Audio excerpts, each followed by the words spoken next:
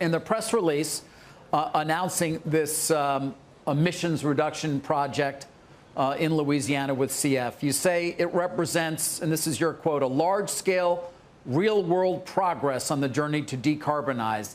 What does that mean, large-scale, real-world progress? What is actually meant by those words? Well, what it means, David, is we're taking 2 million tons a year of carbon dioxide emissions out of CF's facility in Louisiana. We're capturing that so it doesn't go into the atmosphere, and then we're transporting it and storing it permanently in geologic storage. And so that is a huge reduction in emissions. It's equivalent to changing about 700,000 gas-powered cars into EVs. And that's about how many EVs have been sold year to date in the United States. So out of one project, one facility, we're having that kind of emissions impact. And it's a real-world project, definitive agreement signed between all the parties, very aggressive project timeline to implement, and we're looking forward to getting moving. Yeah, well, you've been running Low Carbon Solutions for a number of months now. You know, I had a chance to obviously speak to your predecessor, Joe Blomart. Is this the first sign of Low Carbon Solutions becoming sort of a profit-making part of the company with an actual return on the capital that you guys are investing?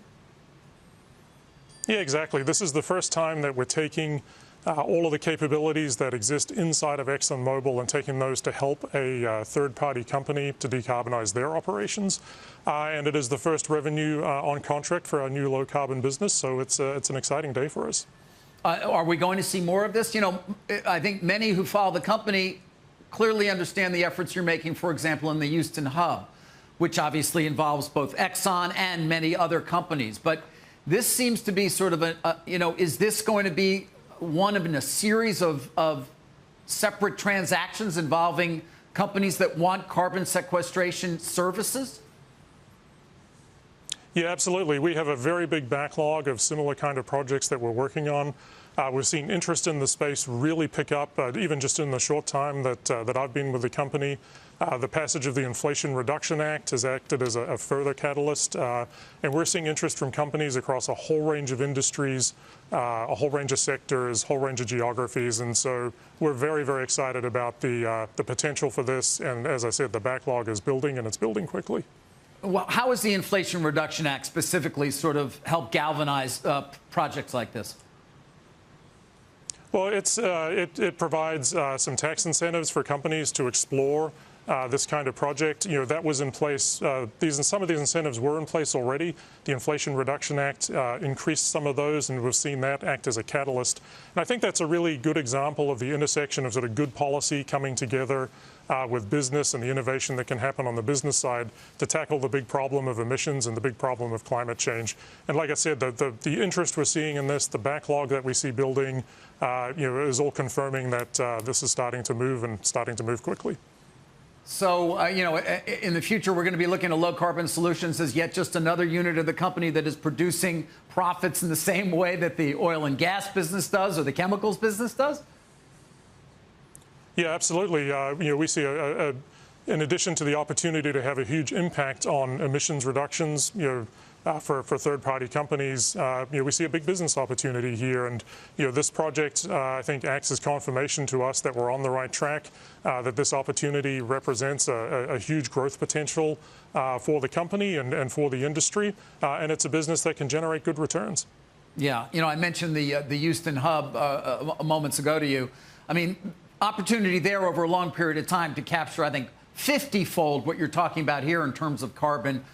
Where do things stand with the Houston hub right now in terms of your development of trying to actually get that underway?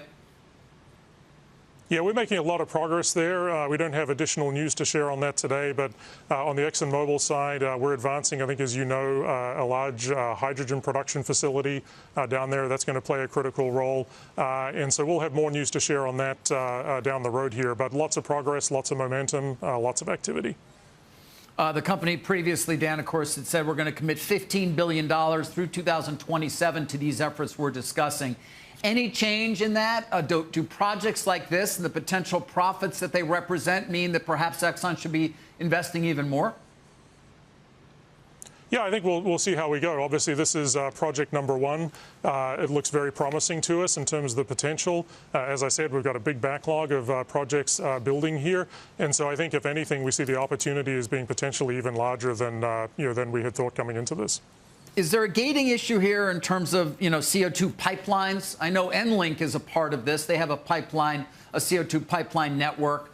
Can you only do so many of these? Because frankly, it's one thing to actually capture the carbon, but it's quite another to sequester it and get it through a pipeline to where it needs to go underground.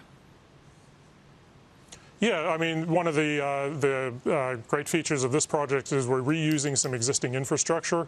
EnLink Midstream, they have a whole network of pipelines existing in Louisiana, so we're repurposing some of that, and so that gives us a great opportunity to pull this project together in a very efficient way. On that note, Dan, I have to ask you, there was recently some reporting on a company called Denbury, which has one of the larger CO2 pipeline networks in the country. Is that the kind of opportunity Exxon might look for? Will your efforts include potentially acquiring other companies to increase your so-called footprint when it comes to carbon and carbon pipelines, I should say? Yeah, I obviously can't comment on rumors and speculation on a specific situation, but what I can point out, I think obviously, as we've chosen to partner with EnLink Midstream here on this project, that's proving to be a great partnership already, and we're looking forward to working with them down the road. And finally, just to come back to this deal itself, just give our viewers a sense, how long did it take to put something like this together? Sort of a sense as to how you engaged with CF and how quickly things came together in terms of them wanting to do this and you being ready to do it for them. Yeah, it's been a very intensive few months of work. This picked up pretty soon after I joined the company back in May. We've had an incredible team of people on the Exxon Mobil side and on the CF side and on the EnLink side, all working together here to get to the point of announcing these definitive agreements today. But that's just the beginning. Obviously, the project execution will kick off now, and we're targeting startup of the project for early 2025. And I do notice in your announcement, there's no real specifics as to the economics of it. Are at some point you going to provide sort of how Exxon actually makes money from this? Yeah, I guess at this stage we're not providing specific economics, but what I would say is that this project is confirming our thesis, if you like, that this business has got a lot of growth potential and can generate solid returns. Well, Dan, appreciate you taking some time, and congrats on the project. Thank you.